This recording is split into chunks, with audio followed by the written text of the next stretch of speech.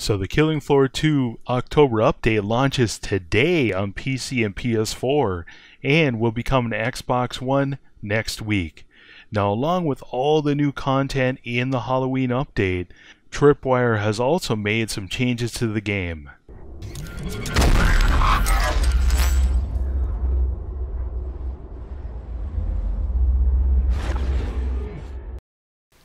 Hey guys, it's Chris with Blind Man's Bluff Gaming. Thanks for taking the time to check out this video, and I hope you're doing amazing today. If this is your first time here, welcome.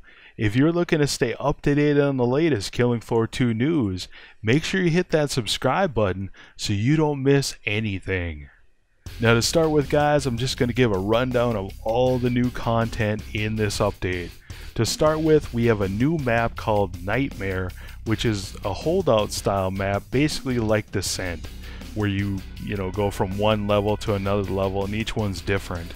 The next thing is we have two new guns in this update. The Seeker 6, which is for the Demolitionist, and the Hemoglobin, which is for the Medic.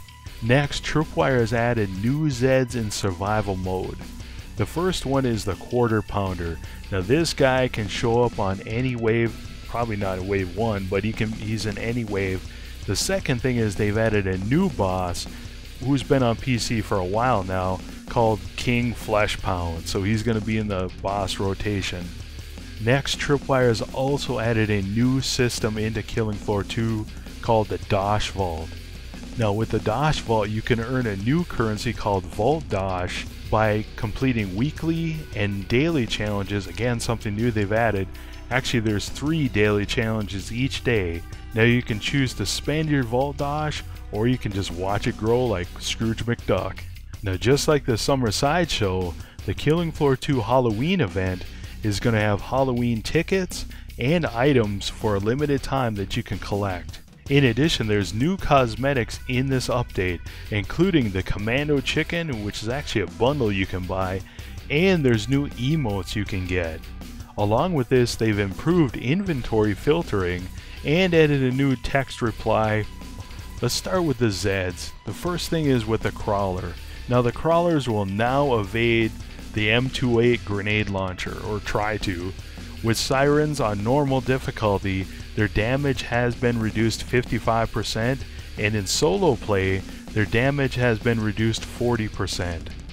For the Husk, on normal difficulty, the damage has been reduced 65%, and in solo play, his damage has been reduced 65%. For the Bloat, on normal difficulty, damage has been reduced 33%, and in solo play, damage has been reduced 40%. I don't know, does the Bloat do a lot of damage? Maybe his puke is deadly or something, I don't know. Now for the Scrake, on normal difficulty, for solo play, his damage has been reduced 15%. Now for the Flesh Pound, on normal difficulty, solo play, his damage has been reduced 38%. Now for our friend the Gorefast, on normal difficulty, his damage has been reduced 60%, and in solo play, his damage has been reduced 38%. Now for the Gorefiend, his whirlwind attack is now interruptible. Well, that's a good change. Now for normal difficulty, his damage has been reduced 60%, and in solo play, his damage has been reduced 38%. On suicidal difficulty, blocking chance has been reduced 20%, and on Hell on Earth difficulty, blocking chance has been reduced 29%. I wonder how they get like 29% versus 25%. They must really test this pretty closely. Now for the Stalker, on normal difficulty, damage has been reduced 50%, and in solo play, damage has been reduced 50%. Now for Hans Volter, the melee spasm boss, his melee attack speed has been reduced 5%. His grenade barrage attack speed has been reduced 10%. His weapon spread has been increased 20%. His weapon fire rate has been reduced 16%. The cooldown on his attacks has been increased 5%. For suicidal difficulty solo play, his damage has been reduced 30%. Now for Hell on Earth difficulty, his health has been reduced 15%, damage has been reduced 5%, and for solo play Hell on Earth, his damage has been reduced 10%.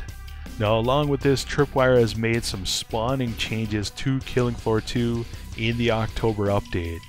On normal difficulty, early wave spawn rate has been increased 40%. Now this means how fast the Zeds spawn, so I'm assuming this is going to decrease the time of each wave and make them a lot more intense. Now along with this, they've increased the global spawn rate by 20%, but they've decreased the movement speed by 6%. Now in solo play, the max Zeds in the world has been reduced 37%, and for 2 players, the max Zeds have been reduced 56%. Now for hard difficulty, the early wave spawn rate has been increased 25%, the global spawn rate has been increased 20%, but the global movement speed has been reduced 5%. For solo play, max Zeds in the world has been reduced 31%, and for 2 players, the max Zeds in the world has been reduced 43%. For suicidal difficulty, early wave spawn rate has increased 38%, global spawn rate has increased 30%, but the global movement speed has been reduced 5%. For solo play, max Zeds has been reduced 25%, and for 2 players, max Zeds has been reduced 43%. For Hell on Earth difficulty, early wave spawn rate has been increased 29%, global spawn rate has increased 32%, but global movement speed has been reduced 10%. For solo play, max Zeds in the world has been reduced 25%, and for 2 players, max Zeds in the world has been reduced 43%. Now along with all these changes, they did change one gun in the game, and that's the Medic Assault Rifle. The first thing they did was they reduced the damage by 15% per bullet, but they increased the rate of fire by 16%, increased the mag size by 35%, and reduced recoil by 30%. So what do you guys think of all these changes? Leave it in the comments below. For me, I'm actually excited about the spawn rate changes. I think it's going to add intensity to each wave and maybe make them go a little bit faster.